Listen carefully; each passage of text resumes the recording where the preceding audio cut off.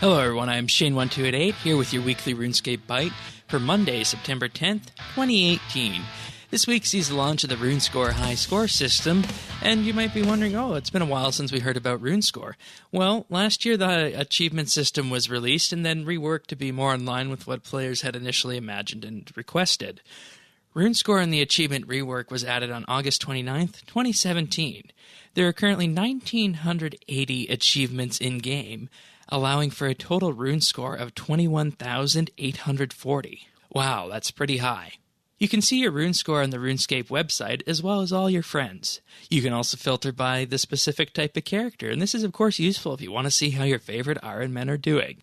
So with this high score table now available and on the website, will these high score tables spur you to hunt for more achievements? Let us know, and we'll be discussing this on RSBANDB Update this weekend. And now onto the patch notes. As Jagex says it, we see a shed load of patches for the player-owned farm.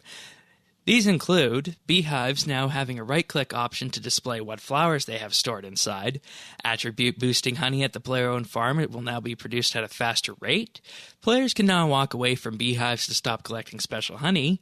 Noted flowers can now also be used on the beehives to create the special honey. Players can now click away from the beehive while storing flowers, and beehives will now only take the amount of flowers desired. Honey in the player-owned farm is used to boost various characteristics of individual animals. For example, honey can boost speed or attractiveness or happiness, and this can be very beneficial for breeding. Players can now purchase an upgrade that allows animals to breed inside small, medium, and large pens. This should be very interesting in that it'll increase the number of animals that are produced on the player-owned farm, and thereby increasing the amount of beans and the amount of experience that the farm can net. We'll discuss what this means for farming and how this positions player-owned farms as a true supplemental to the farming skill in this week's episode of RSBANDB Update. Gloom Shroom Zygomites can now be successfully sold to Zoe, the contract buyer. Player-owned ports special voyages now display the correct scroll graphic icon for the scrolls the player has focused on. A new category of skill training has been added to the activities section of the world map, with an icon for all non-elite skills. The agility, combat, and hunter training icons have been moved into this category and relabeled for consistency. The Ring of Death will now correctly activate at 15% charge, and players with the 6-month Summer Special membership package can now open the player-owned farm bonus chest at the Grand Exchange after completing the farm tutorial. This was a question last week as to whether or not it should be for all Premier Club members, or if people who purchased the Summer Special should also get access to the Jackalope pet. The storage options for the Tool Leprechaun have been slightly tweaked, making item retrieval default from storage to unnoted with a right-click option to retrieve noted items where applicable.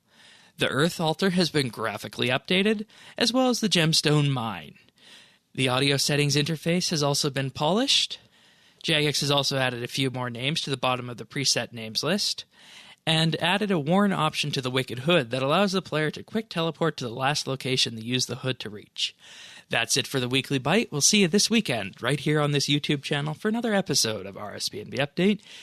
If you want to chat with us in-game, join us at Friends Chat BitsBytes, and if you found this video at all useful to you, like or subscribe. See you this weekend.